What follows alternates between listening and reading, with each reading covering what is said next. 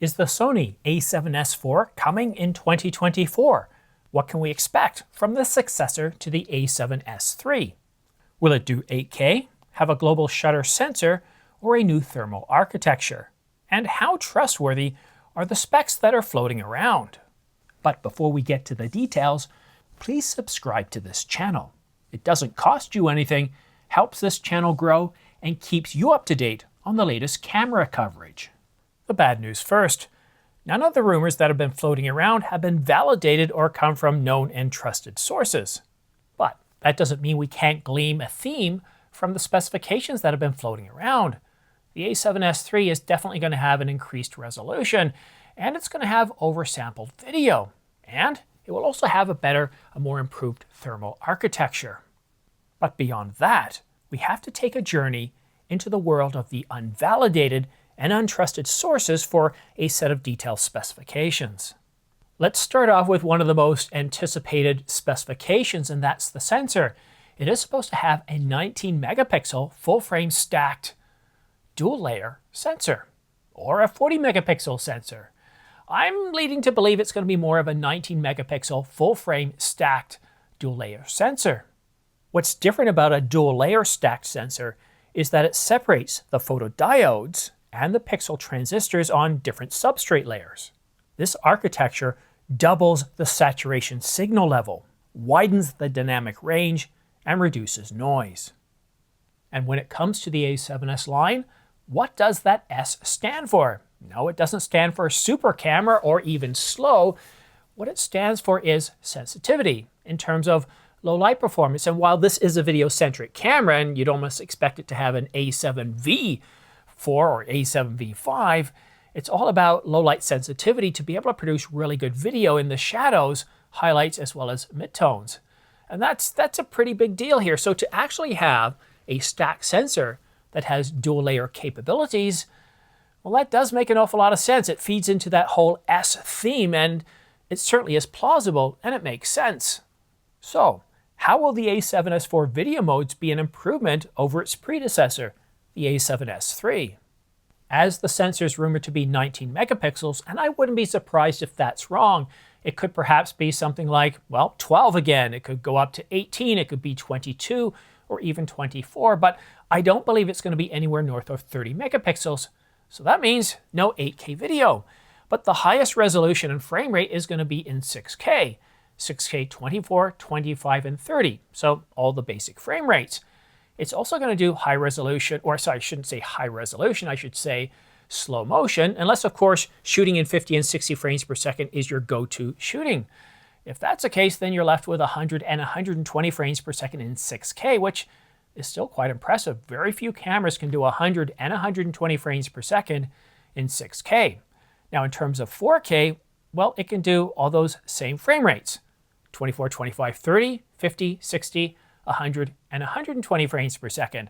And based on the leaked specifications, so I shouldn't call them leaked specifications because we don't know if they've been leaked or if somebody's gotten some leaked specifications and is filling in the blanks, or if they're leaked or if they're completely made up. But the consensus is it's capped out at 120 frames per second. That is a little bit surprising. I was expecting them to just push it a little bit higher in 4K. But still, what's really significant about these 4K resolution or these frame rates in 4K is that it's going to be oversampled.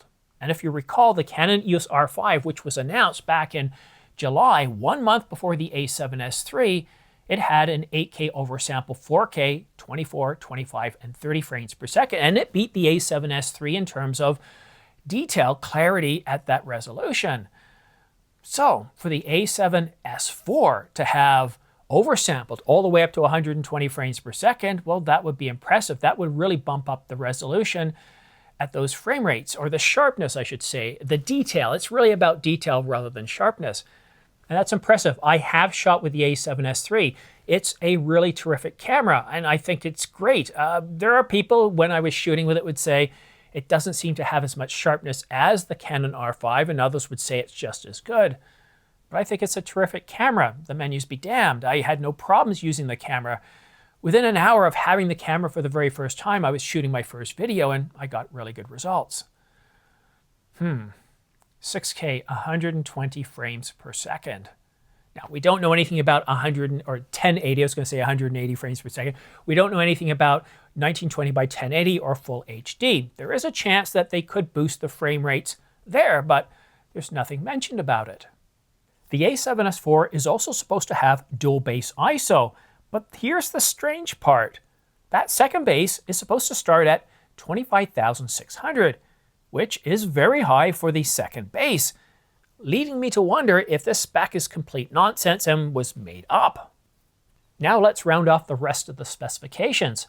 Get ready for this one. Now this is a big deal. If you don't know why this is a big deal, you might want to watch some follow-up videos on it. It's dealing with anti-aliasing. And it's one of the downsides of using a Bayer filter. So the a7S IV apparently isn't going to be using an anti-aliasing filter. So that's bold. I'm not too excited at this point because A, I don't know if this specification is real, and if so, how has Sony applied this? So what have they done differently with the architecture of the sensor and how they've dealt with not producing moire, for example, which is one of the reasons why we do have an anti-aliasing filter. It all goes down to that RGB sensor or Bayer filter. The other capability of the a7S IV, it's going to have a new thermal architecture. Based on all the tests I saw performed against the R5, the a7S III, and other cameras on the marketplace, the a7S III did quite well, even in really hot Florida weather with Dan Watson doing some early tests up to 120 degrees. He did get it to run a little hot, but it performed well. So I'm curious to know what kind of thermal architecture design Sony has with the a7S IV. The latest specifications indicate that the Sony a7S IV will cost between $34.99 and $39.99.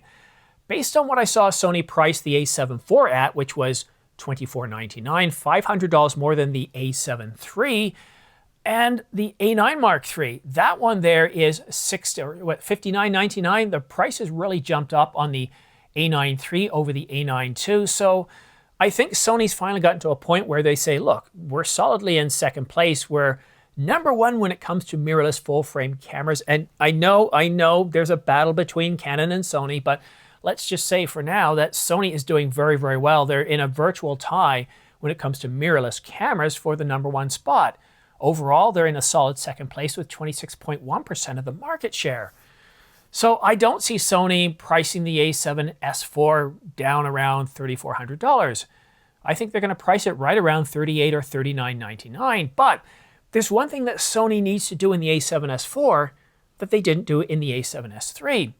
One of the things I was really surprised at when I was shooting with the a7S III was, well, the bit rates of the video modes. And the first thing I wanted to do when I was shooting in 4K, I wanted to shoot in the highest resolution, highest bit rate, so that way I could truly see what this camera could do. And at the time, that was around 300 megabits per second. That's not very high, that's pretty compressed, and they only had really one all-eye mode. What I want to see in the a7S IV, especially if they push a price up to $39.99, is first of all, give us a RAW mode. Give us 6K RAW, give us open gate, and also give us all-eye, give us really high bit rates. Now, compressed, but not overly compressed, like a lossless compressed mode. Like we see in cinema cameras, like we see in higher-end Sony cameras, like we see in Red cameras, Canon cameras. The R5, for example, it shoots 8K RAW. It also shoots higher bit rates. So for example, if I'm shooting 8K RAW on the R5, it's 325 megabytes per second. If I shoot in 4K, it's still putting out something like 540 to 700 megabits per second. That's about 125 megabytes per second. That's something we need to see in the Sony. It was the only thing in the Sony a7S III that I felt like I didn't have enough in the camera in terms of S-Cinetone, all the codecs, all the options that the camera provides. I found the a7S III to, well, not be lacking in any way other than to have all-eye in a RAW mode. And I think that's something that we would need to see in the a7S IV to justify that higher price tag, because this isn't 2020. We have the Canon EOS R5. The R5 Mark II is due to be coming out. And we have the Nikon Z8. We also have a bunch of Fujifilm cameras, and it's a very different marketplace. One of the things I look for when it comes to leak specifications is how detailed are they? Because when it comes to actual true leak specifications that are validated whether today or later on, they always show a certain amount of detail. And these specifications were pretty good when it came to certain refresh rates. 6K, 24, 25, 30, all the basic frame rates up to 120. The same with 4K, telling us that it was going to be oversampled. Although they didn't tell us about what kind of codecs it would be, whether it be S-Cinetone, whether it be H.265 or H.264, those could just be left out. But a lot of it was pretty good.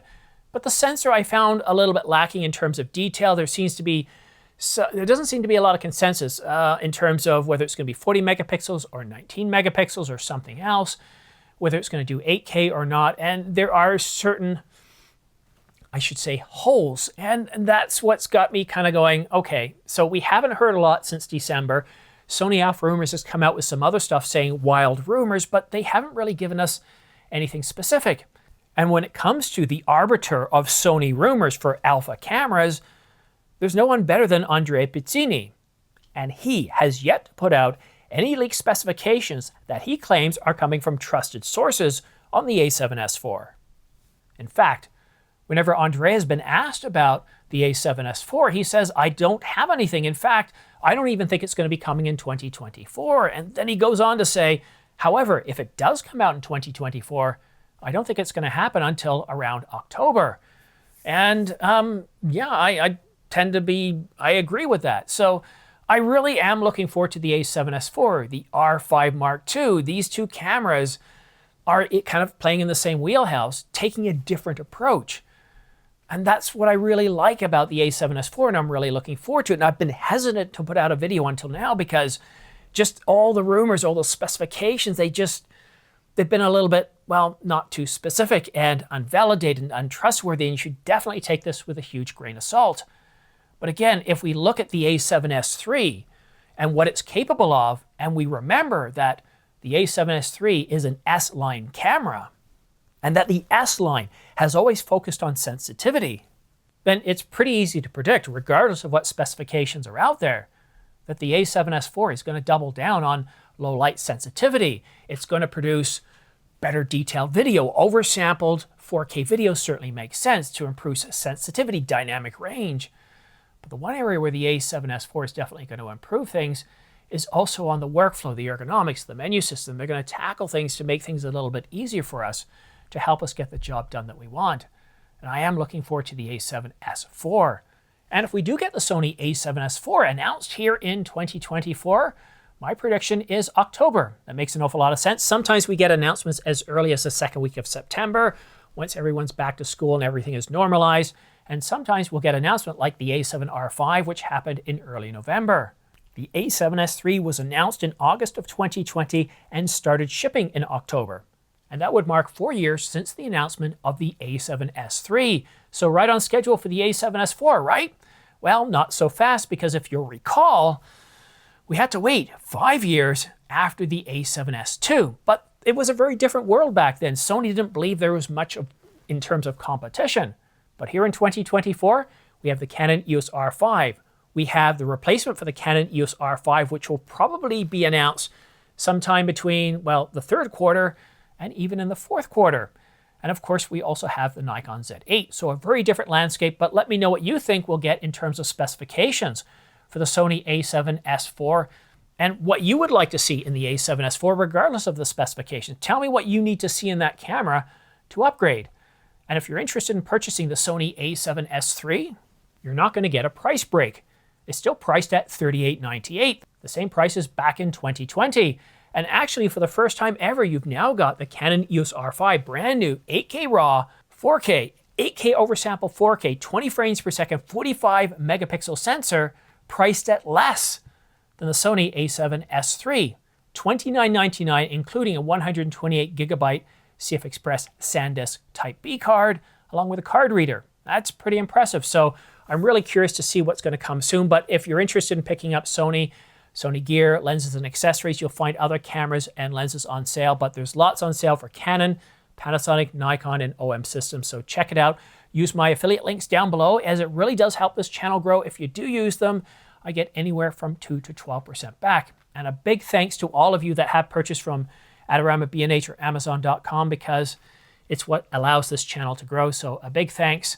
But here we are in the middle of March, coming towards the tail end of March, and we're expecting some leaked information regarding the Canon EOS R5, the R1, some Nikon cameras such as the Nikon Z6 Mark III. We're looking for further details about that acquisition of Red by Nikon. Can you believe that? It still staggers me, and I'm still excited by that. Makes me wonder, do you think Canon could pull off buying ARRI, or would somebody else do it? Yeah, it's taken Sony from being, well, the absent of cinema cameras to having some of the best cinema cameras out there in a very solid place, jumping over Canon. And Canon, where has Canon been with their cinema cameras? We haven't seen much of anything. Boy, just when you think you know the marketplace, it goes and changes on you. Anyhow, that's it for now. Thank you so much for watching. Have yourself a great weekend, and we'll see you again soon.